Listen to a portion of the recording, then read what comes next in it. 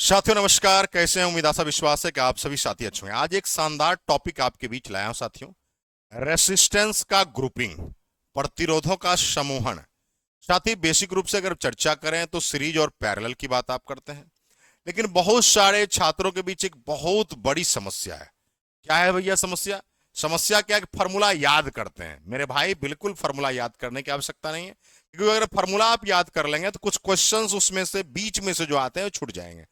साथ ही बस आपको दिमाग में एक ही चीज रखना है, ओम का नियम। कौन सा चीज याद रखना है भैया? ओम का नियम। बताइए, ओम का नियम का क्या है फॉर्मूला? याद होगा आप सबको। बस याद रखना है V बराबर आई आर। इसको याद कर लिए, समझो सब कुछ क्लियर हो गया। साथियों सबसे पहले हम लोग आते हैं साथी यहां पर सीरीज में। सीरीज में क्या बोलता है? सीरीज का रूल है करंट जो है समान होगा, लेकिन वोल्टेज का डिस्ट्रीब्यूशन यानी विभाजन होगा। और पैरेलल में है कि विद्युत धारा विभाजन होगा और वोल्टेज समान रहेगा। यही बातें आपको दिमाग में रखनी है। ओम के नियम से आपको चलना है, फॉर्मूला अपने आप आ जाएगा साथियों। आप जो याद करते हैं आर बराबर R1 R2 R3 1/R, ये सब याद करना नहीं पड़ेगा। आपको क्या करना है? फॉर्मूला निकालना सीख जाएंगे, जिससे ये भी कॉन्सेप्ट, ये भी क्वेश्चंस आपको पूछे जाते हैं कि सीरीज में विद्युत धारा समान होगा या असमान होगा। तो याद रखिएगा, आपको सीरीज में विद्युत धारा का मान समान होता है, जबकि पैरेलल में विद्युत धारा का विभाजन होता है। सीरीज में वोल्टेज का विभाजन होता है और पैरेलल में वोल्टेज समान होता है। दूसरी बात, एक और चीज, जिसका विभाजन होगा उसी का फॉर्मूला लगाना। तो पहला में सीरीज में बताओ किसका विभाजन हो रहा है? वोल्टेज का विभाजन हो रहा है मेरे भाई। वोल्टेज का विभाजन हो रहा है तो V बराबर लिखोगे V1 plus V2 plus V3, मतलब जितना हो उतना विभाजन आप कर देना मेरे भाई। क्लियर है भैया? क्लियर है भैया? चलो, तो V1 V2 और V3 की चर्चा हमने कर दी।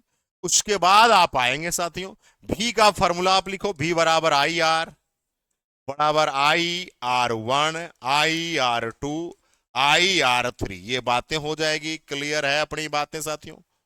क्लियर है? अब देखो मेरे भाई, यहां पर हमने R1 R2 R3 की बात करी। क्यों किया? देखिए यहां कहा है आपको कि करंट समान रहेगा, तो हमने करंट यहां भी आई रखा, यहां भी आई रखा, यहां भी आई रखा और यहां भी आई रखा। अब मेरे भाई बताओ, R बराबर क्या फॉर्मूला हो गया? R1 plus R2 plus R3। आई को कॉमन लेके काट दिया हमने, इस सब में से आई आई कॉमन ले लिया, इसको आई काट दिया हमने। आर बराबर हो गया R1 plus R2 plus R3। ये बातें समझ में आ गई? अब क्या करने वाले हो? पैरेलल की चर्चा कर रहे हैं। पैरेलल में क्या बोला कि करंट का विभाजन होगा। तो करंट का विभाजन होगा और वोल्टेज क्या रहेगा? समान। करंट का विभाजन होगा तो करंट का फॉर्मूला बताओ, आई बराबर क्या हो जाएगा? आई बराबर V/R। पक्का है मेरे भाई? यहां लिखोगे आई बराबर I1 plus I2 plus I3। पक्का है? और भी जहां तक जाएगा जाने दीजिए। आई बराबर है V/R, यहां लिखो V/R बराबर V/R1 V/R2 V/R3। V को कॉमन लेके काट दो भैया, क्या बचने वाला है देख लो भैया, अच्छे से देखो, अच्छे से क्या बचने वाला है। आप कहोगे गुरुदेव 1/R बराबर हुआ 1/R1 1/R2 1/R3। ये किसका फॉर्मूला आ गया भैया? पैरेलल का फॉर्मूला आ गया कि नहीं आ गया? तो क्या दिमाग में रखेंगे? याद नहीं करेंगे, क्या दिमाग में रखेंगे कि सीरीज में विद्युत धारा समान होता है, लेकिन वोल्टेज का विभाजन होता है। वोल्टेज का विभाजन होगा तो V का फॉर्मूला लगाओगे ओम के नियम से। पैरेलल में क्या रखोगे? विद्युत धारा का विभाजन होता है तो आई का फॉर्मूला लगाओगे, अपने आप फॉर्मूला बन जाएगा। क्लियर है अपनी बात? ये थे आपको फॉर्मूला निकालने के लिए। इसमें और कुछ बात सीखेंगे। इसमें एक और आज के ट्रेंडिंग में सवाल पूछने लगा है, न्यूनतम प्रतिरोध और अधिकतम प्रतिरोध। याद रखिएगा, न्यूनतम प्रतिरोध में पैरेलल की बातें होगी और अधिकतम प्रतिरोध में सीरीज की बातें होगी। अगर प्रतिरोध का मान, सुनिएगा बात की, ये न्यूनतम और अधिकतम समझ में आ गया? कभी कभी क्वेश्चन में देगा कि इतना इतना रेसिस्टेंस है, बताओ न्यूनतम प्रतिरोध क्या होगा। न्यूनतम बोलेगा तो पैरेलल, अधिकतम बोलेगा तो आपका सीरीज लगा दोगे। क्लियर है? अगर प्रतिरोध का मान, सुनिएगा बात को, प्रतिरोध का मान असमान हो, असमान का मतलब अलग अलग हो, तब आप सीरीज में ये फॉर्मूला लगाओगे, आर बराबर R1 plus R2 plus R3, जितना तक ले जाना है।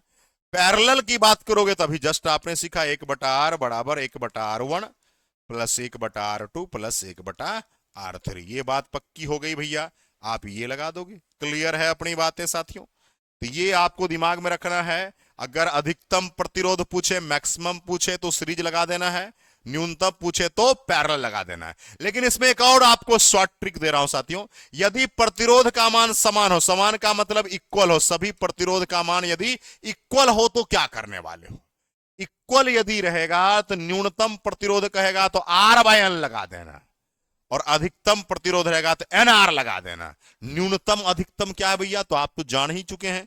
अधिकतम की बात करेगा तो बताओ किसकी बात करोगे? सीरीज की बात करोगे। लेकिन आपको सीरीज का फॉर्मूला नहीं लगाना, यही फॉर्मूला से आप बना लोगे जब, लेकिन अगर रेसिस्टेंस का मान इक्वल होगा तब।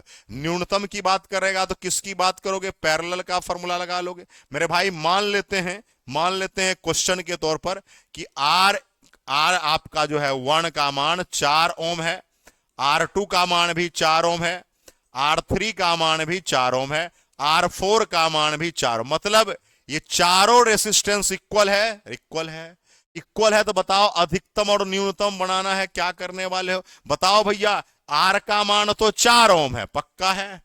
N का मान कितना है? N का मान भी 4 है कि नहीं है? बताओ N कितना है? 4 है भैया। अब बताओ ये फॉर्मूला लगाओ अधिकतम वाला, अगर अधिकतम निकालना है तो ये लगाओगे NR, बताओ क्या हो जाएगा? 4 गुणा 4 यानी 16 हो जाएगा भैया, यानी ये अधिकतम हुआ मान। न्यूनतम पूछेगा R/N है, R/N मतलब आपको R का मान आपका हो जाएगा भैया क्या?